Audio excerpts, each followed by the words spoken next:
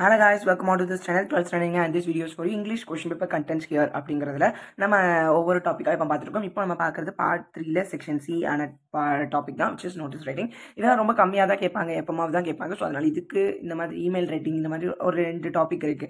இந்த டாபிக் எல்லாமே நீங்க இம்பார்ட்டன்ஸ் கொடுக்க கூடாது, பட் எதெல்லாம் எழுதணும் அப்படிங்கறத நீங்க தெரிஞ்சுக்கணும், நோட் பண்ணிக்கணும். and எப்பலாம் எழுதலாம் அப்படிங்கறதையும் நீங்க தெரிஞ்சுக்கிட்டீங்க அப்படினா it is easier to write in any time. எப்போனாலும் நீங்க எழுதுற மாதிரி உங்களுக்கு இருக்கணும். பட் இந்த மாதிரி இதெல்லாம் நம்ம போன வருஷம் எழுதிருப்பீங்க, நமக்கு இந்த வருஷம் அவ்வளோ அதெல்லாம் புக் கண்டென்ட்ல இல்லாதனால உங்களுக்கு கேட்கறதுக்கான வாய்ப்புகள் கம்மியா இருக்கு. சொல்றேன் எப்பவுமே உங்களுக்கு வெர்பல் அண்ட் நான் வெர்பல் ரெப்ரஸன்டேஷன் அந்த ஒரு கொஸ்டின். போன வருஷம் நமக்கு ஸ்லோகன் புதுசா கேட்டிருந்தாங்க. அப்படி இல்லை அப்படின்னா உங்களுக்கு இன்னும் 2 கொஸ்டின் டயலாக் ரைட்டிங் இருக்கலாம், அல்லது ஸ்லோகன் ரைட்டிங்க்கு அடுத்து உங்களுக்கு ஒன்று சொல்லணும் அப்படின்னா கம்ப்ளீட்லி ப்ரோவர்ப்ஸ், ஜம்பிள் வேர்ட். இந்த 5 டாபிக் தான் மோஸ்ட்லி அந்த 4 டாப்பிக்காக வரதுக்கான வாய்ப்புகள் இருக்கு. பட் அதை தாண்டி ஒரு 4-5 டாபிக் இருக்குங்கப்போ அதெல்லாம் ஈஸி. ஆனால் அதை தெரிஞ்சுக்கணும் அப்படிங்கப்போ நம்ம கண்டிப்பாக தெரிஞ்சுக்கணும். அந்த டாபிக் பற்றி நம்ம இந்த வீடியோவில் நம்ம பார்க்க போகிறோம்.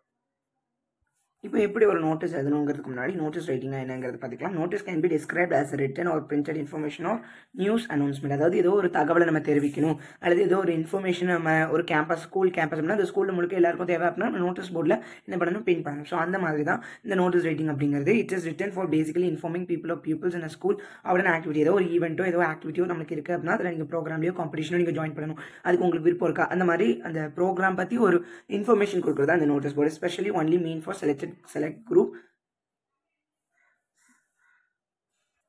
அதுக்கடுத்து since formal announcement of piece of information tone and style are formal. அதை எழுதும்போது நம்ம ஃபார்மலாக எழுதணும். அதுக்குன்னு ஒரு ரூல்ஸும் இருக்குது அப்படின்னு சொல்லலாம். It's language is also simple and formal. அது சிம்பிளாக லாங்குவேஜ் இருந்தால் போதும் அண்ட் ஃபார்மலாக இருக்கணும். பட் இது இங்கிலீஷ்னா நம்ம இங்கிலீஷில் ஒரு பெட்டரான அளவுக்கு நம்ம எப்படி ஒரு இன்ஃபர்மேஷன் மற்றவங்களுக்கு சொல்லுவோம் அப்படிங்கிற லெவலில் நம்ம என்ன பண்ணியிருக்கணும், கண்டிப்பாக இருக்கணும். It is important to note that the notice is always and does not include any flowery language.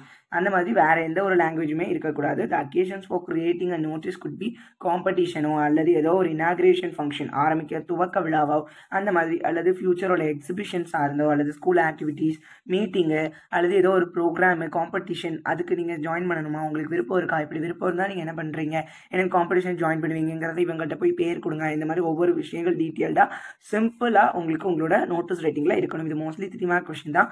But எப்படி எழுதணும் அப்படிங்கிறது பார்க்கலாம். Stick to the specified word limit. ஒரு குறிப்பிட்ட வேர்டு தான், கம்மியாக தான் வேர்ட்ஸ் இருக்கணும். ரொம்ப கொச்சன்னு ஒரு பேராகிராஃப் மாதிரி உங்களோட இன்ஃபர்மேஷன் இருக்கக்கூடாது. You need to right the word notice at the top. So notice அப்படிங்கிற ஒரு வேர்டை நீங்கள் நோட்டீஸோட டாப்பில் நீங்கள் என்ன பண்ணிருக்கணும், கண்டிப்பாக இருக்கணும். Don't forget to mention the name and place of the school. School நேமோ அல்லது எந்த பிளேஸில் நடக்குது அப்படிங்கிறத கண்டிப்பாக நோட்டீஸ்க்கு அடுத்து நீங்கள் அதை பற்றி போட்டிருக்கணும். ஒரு ஆஃபீஸ் டைரக்டர்ஸ் இஷ்யூவிங் நோட்டீஸ். யார் இந்த நோட்டீஸ் சொல்கிறாங்களோ அவங்களுடைய இதாக இருக்கணும். அதாவது ஃபர்ஸ்ட் உங்களுடைய ரூல் என்க்ளோஸ் இன் அ பாக்ஸ். ஒரு பாக்ஸில் என்க்ளோஸ் பண்ணுங்க. அதுக்கடுத்து அந்த பாக்ஸில் நீங்கள் என்ன பண்ணணும் அப்படின்னா அந்த டாப்பில், ஓகே, ஸோ இந்த டாப்பில் என்ன பண்ணுறீங்க அப்படின்னா நோட்டீஸ் அப்படின்னு நீங்கள் போட்டுட்டு என்ன பண்ணிடணும், கீழே அண்டர்லைன் பண்ணிடணும். நோட்டீஸ்க்கு அடுத்து த பிளேஸ், எங்கே இது நடக்குது அப்படிங்கிறத பற்றி இருக்கணும். இப்போ ஏபிசி ஸ்கூல் நான் சொல்கிறேன், மோஸ்ட்லி இந்த மாதிரி எழுதுங்க. ஏபிசி ஸ்கூல் திருநெல்வேலி அப்படின்ட்டு நீங்கள் என்ன பண்ணிக்கணும், ஒரு பிளேஸையும் நீங்கள் போட்டுக்கலாம். பட் இங்கே நேம் அவ்வளோ ஊரோட தான் போடாதீங்க. ஏபிசி XYZ அந்த மாதிரி நீங்கள் போட்டுக்கலாம். அதே நேரம் என்ன பண்ணணும், அந்த டாப்பில் உங்களோட டேட் என்னைக்கு நீங்கள் எழுதுறீங்க. இப்போ 6 ஜனவரி அப்புறம் 6 ஜனவரி அப்படின்னு போடுங்க. இந்த மாதிரி நீங்கள் போட்டுக்கணும். இது ரொம்ப மேண்டட்டரியான ஒரு ரூல்ஸ். இந்த 3மே கண்டிப்பாக இருக்கணும்.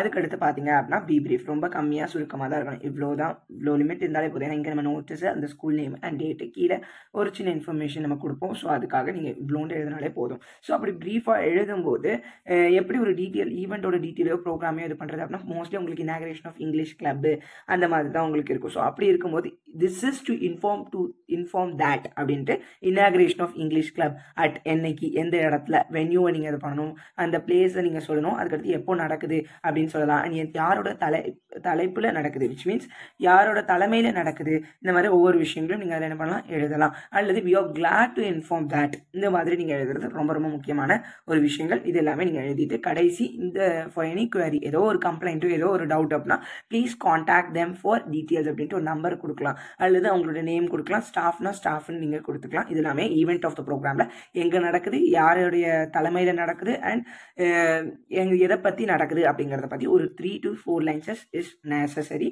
அவாய்ட் அ ப்ரொனவுன்ஸை நீங்கள் அவாய்ட் பண்ணுறது ரொம்ப முக்கியம். And use passive forms. பாசிவாகவே எழுதுங்க. இந்த மாதிரி தான் உங்களுடைய இது இருக்கணும். கடைசி நான் சொன்ன மாதிரியே எழுதுங்க. உங்களோட பற்றி ஒரு சின்ன டிஸ்கிரிப்ஷன் ஆஃப் த ஃபங்க்ஷன் பற்றி கொடுத்துட்டு அதுக்கடுத்து உங்களுடைய நேமை நீங்கள் போட்டுக்கலாம். இப்போ SPL அப்படின்ட்டு போட்டலாம். ஃபார் எனி குவரி அப்படின்னு சொல்லிட்டு, இல்லைனா தேங்க்யூ அல்லது யூஆர் வெல்கம் அப்படிங்கிறத நீங்கள் எழுதினா கூட இட் இஸ் வெல். மோஸ்ட்லி ஒரு பேஜுக்கு உங்களுடைய புக்லெட் ஆன்சர் புக்லெட்டில் எழுதுங்க. ரொம்பவே நீட்டாகவும் நல்ல ரெப்ரஸன்டேஷனோடையும் இருக்கும். பென்சில்ட்டு நீங்கள் என்ன பண்ணலாம், அண்டர்லைன் பண்ணலாம், நோட்டீஸ், ஸ்கூல் நேமு, நிறைய விஷயங்கள் நீங்கள் அண்டர்லைன் பண்ணி காமிக்கிறது உங்களோட கையில் தான் இருக்குது. பட் எப்போவுமே this is to inform that கடைசி யூஆர் வெல்கம் ஏதோ ஒரு ப்ரோக்ராமையோ கிளப் இனாகிரேஷன் ஃபங்க்ஷன்லாம் நீங்கள் கொடுக்கலாம். இல்லை தேங்க்யூ கொடுக்கலாம். அதுக்கு ஃபார் எனி குவரி அப்படின்னு நீங்கள் என்ன பண்ணிக்கலாம் கொடுத்துக்கலாம். மோஸ்ட்லி இந்த மாதிரி கொஷின்ஸஸ் வர்றது ரேர் கேஸ் தான். But we have to know என்னென்ன எழுதணும் அப்படிங்கிறதும் அண்ட் என்னென்ன ஃபார்மேட் அப்படிங்கிறத நம்ம தெரிஞ்சுக்கிட்டோம் அப்படின்னா ரொம்பவே ஈஸியாக இருக்கும். அண்ட் ஃபார் மெனி டவுட்ஸ் நீங்கள் கண்டிப்பாக நம்மளோட கமெண்ட் பாக்ஸில் கொடுங்க. அண்ட் என்ன மாதிரி வீடியோஸ் வேணும் அப்படின்னாலும் கண்டிப்பாக பாருங்கள். அடுத்த வீடியோவில் நான் உங்களோட வந்து சந்திக்கிறேன். And then by from me. Thank you for வாட்சிங்.